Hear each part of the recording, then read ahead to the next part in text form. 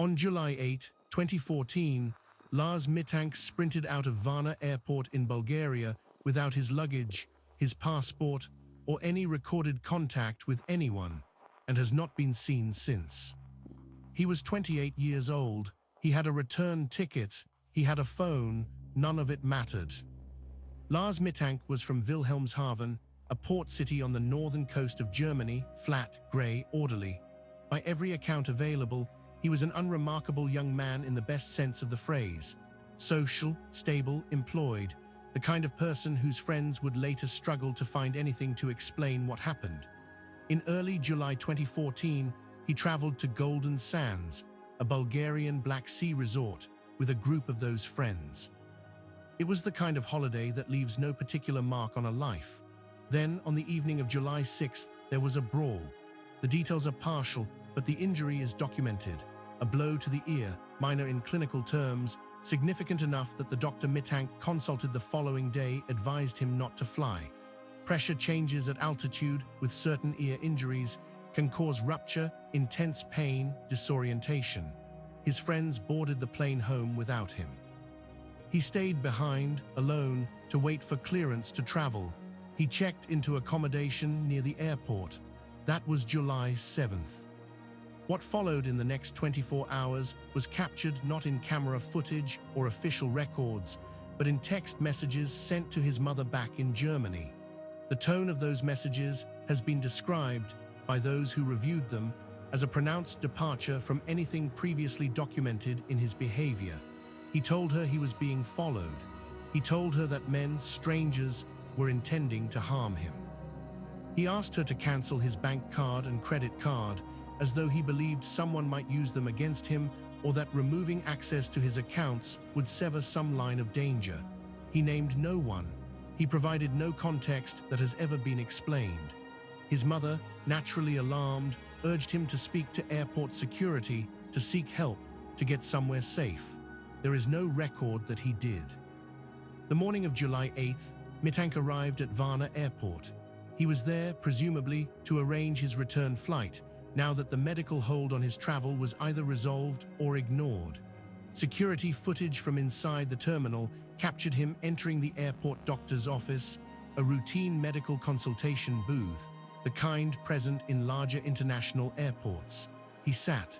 He spoke with the doctor. What was said in that room has not been made public in any detail that has survived consistent reporting. Then something happened, not gradually. The footage shows it as a single, decisive moment. Mittank stood up from his chair, left his bag on the floor where it sat, and walked, then ran out of the medical office, through the terminal, and out of the building entirely. The camera at the airport's perimeter recorded him crossing the boundary of the airport grounds and disappearing into the tree line beyond. That is the last verified image of Lars Mittank. The land surrounding Varna airport on its outer edges is not wilderness in any dramatic sense. It is the kind of marginal terrain that collects at the edge of infrastructure, scrubland, patches of forest, the unremarkable geography that exists because no one has yet built on it. Bulgarian authorities initiated searches in the days following his disappearance. Volunteers joined.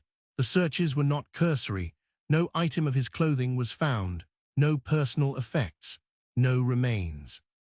In terrain that offers relatively limited concealment, the absence of any physical evidence is itself a kind of data point, though one that answers nothing. The formal investigations that followed, conducted by both German and Bulgarian authorities, produced a document trail that is notable primarily for what it rules out. Toxicology from the medical consultation Mittank had undergone in the days prior showed no substances of any kind. His bank accounts recorded no activity after July 8, 2014. No withdrawal, no purchase, no transaction in any country under any conditions that has ever been attributed to him. The account has sat dormant for over a decade. His passport, left behind in his bag on the floor of the airport doctor's office, was never used. No sighting has been formally verified by investigators since the airport footage. The paranoid messaging to his mother has attracted significant attention in the years since. Theories have been proposed that the ear injury somehow triggered a neurological episode, that the blow to his head produced effects beyond what the initial examination detected, that he experienced a psychotic break of sudden onset with no prior history to predict it. Others have noted that the messages were coherent, specific, organized, goal-directed in a way that complicates the diagnosis of a simple break from reality. He wasn't writing in fragments. He was issuing instructions. Cancel the cards. He had a plan, or believed he did. Whatever he feared it in sentences. The bag remained on the floor of the airport doctor's office. His luggage, wherever it had been held. His documents. Every material anchor he had to his own identity and legal existence, left behind in the span of a few seconds that no one who was present has been able to fully account for. There is no body. There is no confirmed departure from Bulgaria by any means. There is no financial trace, no communication, no sighting that has withstood verification. A man entered a building and ran out of it and stepped past the edge of what cameras could record, and the world has not produced a single legible fact about what came next.